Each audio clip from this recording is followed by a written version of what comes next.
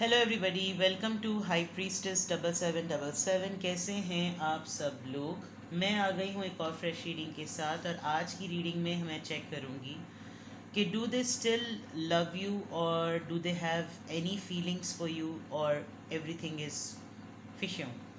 ठीक है, तो आज की रीडिंग में हम ये चेक करेंगे रिगार्डलेस आपकी आपके पर्सन के साथ क्या सिचुएशन है। इट्स जस्ट अ रीअश्योरेंस और रिकन्फर्मेशन अबाउट कि क्या आपके पर्सन और आपके दरमियान अब भी कोई रिलेशनशिप या कोई फीलिंग्स, कोई मोहब्बत अभी भी बाकी है, या फिर सब कुछ जो है वो सब कुछ हवा में है या ख़त्म हो गया है। तो पहले तो यही जानने की कोशिश करेंगे कि do they still love you, and if yes why, and if no why. दोनों ही सूरतों में रीज़न जानने की कोशिश करेंगे। रिगार्डलेस आप लोगों की क्या सिचुएशन है, ये रीडिंग सबके लिए ओपन है, जो कि टाइमलेस, जनरल और कलेक्टिव होगी। जब कभी भी आपकी नज़र से गुजरेगी, ये आपका उस वक्त का मैसेज होगा। मैसेज आपने वही लेना है जो लगे आपको अपनी सिचुएशन से मैच करता हुआ। टैरो में ये मैसेजेस आए हैं, सब अपने ऊपर इम्पोज नहीं करने और इनकी बेसिस पर कोई फाइनल डिसीजन नहीं बनाना। हमेशा आपने प्राइवेट रीडिंग लेनी है, मुझसे लें या किसी और से लें, और जब आपको तसल्ली हो जाए कि आपने तमाम इन्फॉर्मेशन गैदर कर ली, तभी आप किसी कंक्लूजन पर पहुँचें। डिस्क्रिप्शन बॉक्स में मेरा नंबर मौजूद है, साथ में सेकंड चैनल का लिंक भी मौजूद है। दोनों ही चैनल को लाइक, शेयर और सब्सक्राइब कर लें, और दोनों ही चैनल्स पर प्राइवेट रीडिंग लेने के लिए मेरा कॉन्टैक्ट नंबर एक ही है। So without any further delay, let's see कि do they still love you, क्या वो आज भी आपसे मोहब्बत करते हैं। Yes, then why, and if no, then also why. ठीक है, let's see. Do they still love you, finances and career, okay. Forgiving and learning, honeymoon,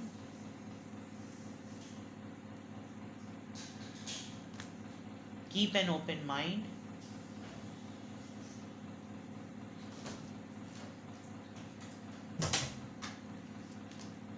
stay optimistic about your love life. Do they still love you, आप दोनों के दरमियान जो सबसे बड़ा factor है वो फाइनेंसिस का है। कोई एक करियर में बहुत हाइप पर है, कोई एक करियर में बिल्कुल ज़ीरो है। किसी एक की फाइनेंशियल पोजीशन बहुत स्ट्रॉन्ग है, और किसी एक की बिल्कुल नील बटा सिफर है। ये बहुत बड़ा फैक्टर हो सकते हैं आप लोगों की लव लाइफ का, आप दोनों के दरमियान, आप दोनों के टर्म्स का। कुछ ऐसी भी बातें हैं जिसको आप लोगों ने अब एक दूसरे से रिलीज़ तो कर दिया है, लेकिन अभी तक वो पास्ट वोन्स हील नहीं हुए हैं। आप लोगों ने एक दूसरे से या तो बात नहीं की है, आप हमेशा जब कभी भी कन्वर्सेशन में आते हैं तो उस पॉइंट को कभी भी डिस्कस नहीं करते, हमेशा उसको कहते हैं कि ये तो अंडरस्टूड सी बात है, इस पे क्या बात करना, इस बात को बारे में डिस्कस करके और दिल को तकलीफ़ होगी। जबकि वो कुछ ऐसी बातें हैं कि अगर वो डिस्कस हो जाएं तो शायद आपका भी दिल साफ़ हो जाए और उनका भी दिल साफ़ हो जाए, लेकिन आप लोग उस पॉइंट पर कभी भी डायलॉग डिस्कोर्स नहीं करते। बहुत से ऐसे ज़िंदगी के लम्हे ऐसे आए हैं जो कि इंजॉय करने के थे, मेमोरेबल बनाने के थे, पता नहीं किस टाइम फ्रेम की वजह से आप लोगों ने उस मोमेंट को जिया नहीं, और या तो जिया है तो दूसरी दफ़ा कभी उसको री अटेम्प्ट किया नहीं, कि कभी भी आप लोगों ने उस चीज़ को रीलिव करने की कोशिश नहीं की। आपके पर्सन आपसे कंपैटिबिलिटी पॉइंट ऑफ व्यू से बहुत डिफरेंट हैं, और वो एक्सपेक्ट करते हैं कि आप उनको एक यूजुअल, एक टिपिकल पार्टनर के तौर पर ना लें। आप उनसे भी ये एक्सपेक्ट करते हैं, वो आपसे भी यही एक्सपेक्ट करते हैं, जिसकी वजह से आप लोगों को अपने अपने डिफरेंसेस जो हैं वो बहुत प्रोमिनेंट लगते होंगे। Somehow apart from everything, जो कुछ भी आप दोनों के दरमियान है, आप एक पॉजिटिव माइंडसेट के साथ लाइफ को लेकर चलते हैं, जिसमें आप ये बिलीफ आने नहीं देना चाहते कि अब हमारे दरमियान सब कुछ ख़त्म हो गया है। तो शायद अगर ये रिश्ता अभी भी चल रहा है, वो आपकी पॉजिटिव थिंकिंग की वजह से चल रहा है। आपका फेथ सिस्टम स्ट्रॉन्ग है, आप चीज़ों को ठीक रखने की और ठीक करने की कोशिश में लगे रहते हैं, कोशा रहते हैं। आपकी हर हालत में कोशिश होती है कि चीज़ें सही रहें, अच्छी रहें, स्टेबल रहें। आपको उसका इक्विवेलेंट रिस्पांस नहीं मिलता होगा, बट इसी वजह से शायद आपके माइंड में ये क्वेश्चन भी आता होगा कि do they still love me, कि वो अभी भी मुझसे मोहब्बत करते हैं या नहीं करते, sir things like that, you know. चलें और इस चीज़ को थोड़ा सा एक्सप्लोर करते हैं। What are those thing in the background. Let's see.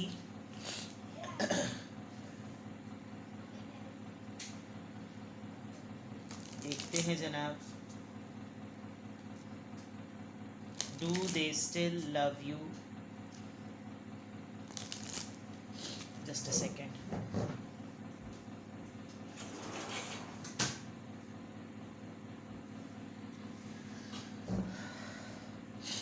Do they still love you?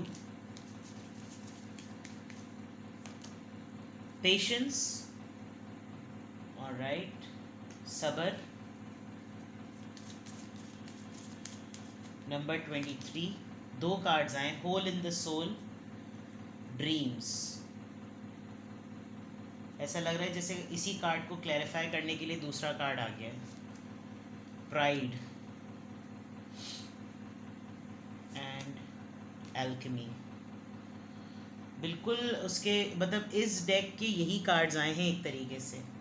With the patience I guess आप इतनी उजलत में नहीं रहते, काफ़ी पीसफुल पर्सनैलिटी है आपकी, और एक सूदिंग ऑरा की वजह से आपके पर्सन इस बात को कभी भी डिनाई नहीं कर सकते कि वो आपकी तरफ हाईली अट्रैक्टेड हैं, क्योंकि आप चीखने चिल्लाने वाले, फड्डा करने वाले, गालम गलोच करने वाले, लड़ाई भी होती तो बड़े स्टैंडर्ड की लड़ाई होती है, बहुत आप जनाब करके गुफ्तगू होती है आप दोनों के दरमियान।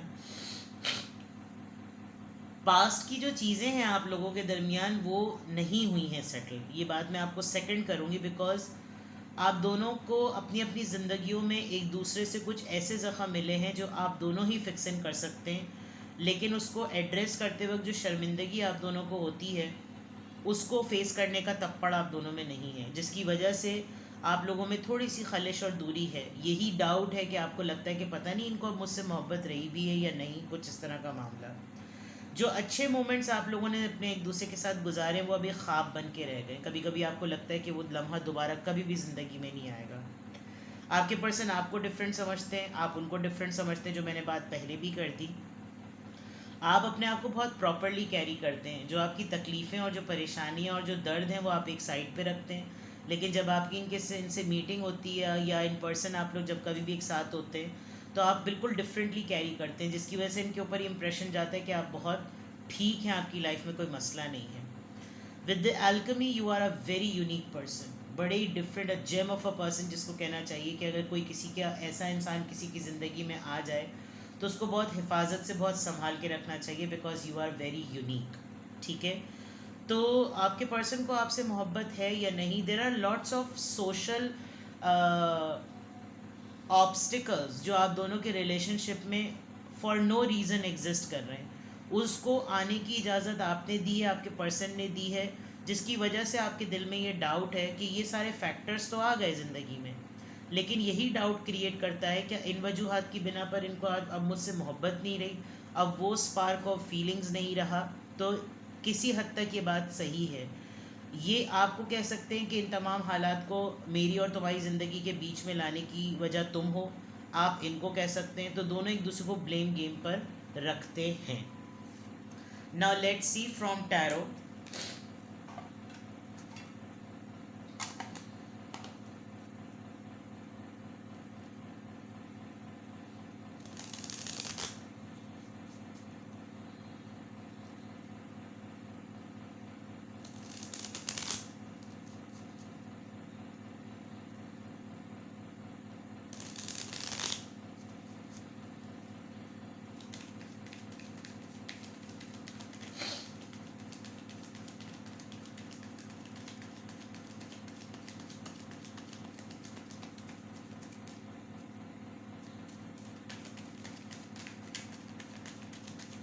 Do they still love you? Magician, Four of Pentacles, Taurus, Virgo, Capricorn, King of Wands, Aries, Leo, Sagittarius, Nine of Swords, Libra, Gemini, Aquarius, Eight of Cups. Actually ये क्वेश्चन पूछना कि क्या वो आपसे ज़्यादा मोहब्बत करते हैं, at this point of time I think आपको खुद अपने आप से पूछने की ज़्यादा ज़रूरत है कि आप स्टिल उतने ही रिस्पॉन्सिव हैं जिससे आपको ये फील आए कि आपके पर्सन आपसे मोहब्बत करते हैं या नहीं। बिकॉज ये एक ऐसा क्वेश्चन है जो शायद आपका पर्सन आपसे भी पूछता होगा, बल्कि आपको ब्लेम करता होगा कि तुम अब उस तरह से मेरे साथ बिहेव नहीं करती या नहीं करते। ये आपको बहुत ज़्यादा अपनी तरफ पुल करने की कोशिश करते हैं। 24/7 ये पर्सन आपको अपनी तरफ अट्रैक्ट करने का हर आजमाता है। लेकिन आपको लगता है कि ये बहुत सीक्रेटिव हैं, ये बहुत रिजर्व हो गए हैं, ये बहुत मटीरियलिस्टिक हैं, इन्होंने अपनी सिर्फ पेंटिकल्स को देखना है, इन्होंने अपनी फीलिंग्स हाइड करना शुरू कर दी, इन्होंने मुझसे मुंह मोड़ लिया है। क्योंकि with the king of wands आपको लगता है कि ये फ्लर्ट हैं, इनकी लाइफ में कुछ और भी लोग हैं, और आपने अपने ही माइंड में कुछ स्टोरीज़ बना ली हैं जो आपको पेन देती हैं। और ये वो पेन है जो आपका पास्ट का हिट किया हुआ है। जब पास्ट में इन्होंने आपके साथ कोई मिसहैप किया होगा जिसकी वजह से आपने डिसाइड किया होगा कि मैं इनकी ज़िंदगी से वॉक अवे कर जाऊँ। आपका माइंड एक डिसीजन ओरिएंटेशन में बना हुआ है, आप एक डिसीजन की तरफ फाइनल हैं कि मुझे ज़िंदगी से इनकी निकल जाना है, और आप उस चीज़ पर हर वक्त तैयार रहते हैं कि अब मेरे साथ गड़बड़ की तो मैंने फ़ौरन निकल जाना है, बिकॉज पास्ट में बहुत कुछ हो चुका है। वो पास्ट की हीलिंग बीच में सेट नहीं हुई है, जिसकी वजह से आपको बार बार एक रीअश्योरेंस चाहिए होती है कि क्या इनको मुझसे अभी भी मोहब्बत है तो मैं रुकूं, और अगर नहीं है तो मैं वॉक अवे कर लूँ। आपने शायद 1-2 दफ़ा ये अटैम्प्ट भी किया है। आपके पर्सन खुद भी बाज़ दफ़ा आपको बहुत ज़्यादा प्रॉब्लम्स में और थोड़ा सा मेंटली अपसेट देखते हैं तो छोड़ भी देते हैं, बिकॉज ये आपका टेम्परामेंट बर्दाश्त भी नहीं कर पाते होंगे, आपकी सीरियसनेस भी बेयर नहीं कर पाते होंगे, जिसकी वजह से आपको लगता होगा कि यार एक लव इंटरेस्ट है ही नहीं, मेरे टेंट्रम्स या मेरी ज़िद या मेरी नाराज़गी या मेरी खलिश या मेरी खफगीन के लिए मैटर ही नहीं करती, तो फिर मैं ये तमाम जेस्चर्स किसको दिखाऊं, तो इट्स बेटर कि मैं यहाँ से वॉक अवे कर जाऊँ। जिसकी वजह से आपके माइंड में ये क्वेश्चन रिपीटेटिवली आता है कि क्या इनको अभी मुझसे मोहब्बत है या नहीं। आई मस्ट से कि कुछ चीज़ें आपको थोड़ा सा सेल्फ रिफ्लेक्टिव होकर भी सोचने की ज़रूरत है कि आपका बिहेवियर या आपकी फीलिंग्स किस हद तक हील हुई हैं, कि जबकि आप ये क्वेश्चन अपने पर्सन के लिए पूछ रहे हैं कि क्या उनको आपसे मोहब्बत है या नहीं। आप जिन बातों पे हर्ट हैं, आप किस दिन वो बातें बिल्कुल ओपनली डिस्कस करके उनको क्लियर कर देंगे। क्या आपने क्लियर करने की कोशिश की तो उन्होंने क्लाउडीनेस छोड़ी हुई है, या उन्होंने क्लियर करने की कोशिश की तो आपने ओपन अप होके नहीं गया। क्योंकि एक पॉइंट पर आकर जब मामला सेटल होने लगते हैं तो इंसान ये सोचता है कि यार अब मैं मज़ीद कोई और बात ना ही कर लूँ, वरना अच्छी वाली बात बिगड़ जाएगी। तो उस पॉइंट ऑफ टाइम पर ऐसा लगता है कुछ चीज़ें रह गई, फिर रवैया नॉर्मल हो जाता है, रूटीन लाइफ नॉर्मल हो जाती है, और फिर नॉर्मल होने के बाद दोबारा से वो चीज़ें पॉपअप होकर लाइफ में एग्जिस्ट करने लगती हैं। फिर इंसान सोचता है इनको मुझसे मोहब्बत नहीं रही। ठीक है, तो अभी तो ऐसा लग रहा है कि आप लोगों की लाइफ में एक्सटर्नल फैक्टर्स बहुत स्ट्रांगली एग्जिस्ट कर रहे हैं, जिसकी वजह से ये सवाल, ये माहौल, ये फ़िक्र या ये सवाल जो है ना खो गया है कि क्या इनको आज भी मुझसे मोहब्बत है या नहीं। आपके पर्सन अट्रैक्टिव बहुत हैं, बहुत खूबसूरत इंसान है, गुड लुकिंग है, ड्रेसिंग बहुत पसंद करना अच्छा लगता होगा इनको, ड्रेसिंग सेंस इनका बहुत अच्छा है, लोग इनके पीछे बहुत पड़ते होंगे, खातून हो या मर्द जो भी, और ये चीज़ इनको खुद भी एंजाइटी देती होगी कि भाई मैंने कुछ नहीं किया, मेरे पीछे खुद ये लोग पड़े, मैंने कुछ नहीं किया था। और आप ये एक्सक्यूज़ ढूंढ ढूंढ के बार बार इनको तड़ी लगाते होंगे कि अब किया तो मैंने चले जाना है तुम्हारी ज़िंदगी से, और आप बहुत दफ़ा ये चीज़ कर भी चुके हैं।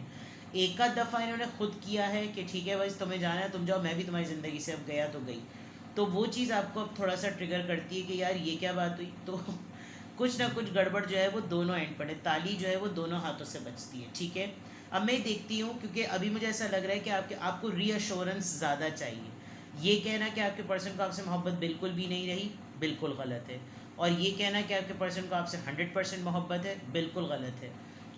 एक चीज़ जो सबसे ज़्यादा इम्पॉर्टेंट है, आप दोनों के दरमियान कुछ मिसअंडरस्टैंडिंग्स हैं जो रिजॉल्व नहीं हुई, वो रिजॉल्व हो जाएंगी तो क्लाउडीनेस हट जाएगी, क्लाउडीनेस हटेगी तो फेथ बढ़ेगा, फेथ बढ़ेगा तो ओपननेस होगी, और ओपननेस के बाद आपको बार बार एक रीअश्योरेंस चाहिए है, protection for point of view से, that still I am committed to someone, और मेरी ज़िंदगी में कोई मोहब्बत करने वाला इंसान है।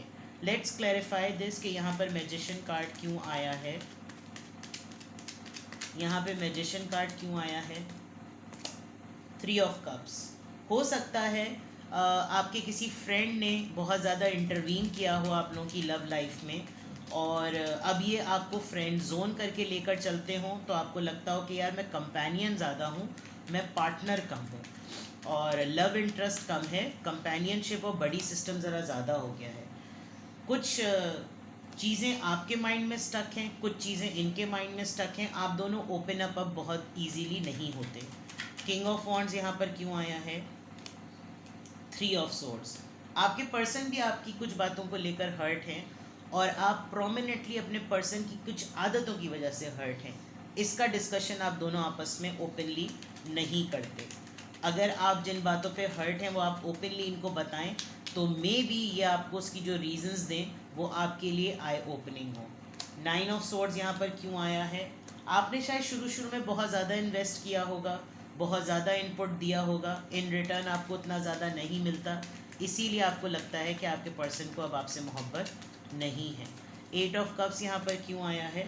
5 ऑफ सोर्ड्स। एक्सटर्नल फैक्टर्स वैसे भी मैंने कहे थे, अभी भी हैं, कॉन्फ्लिक्ट्स हैं आप दोनों के दरमियान और नेगेटिविटी का काफ़ी गलबा है। नेगेटिव माइंडसेट जो है वो ज़रा ज़्यादा हुआ है।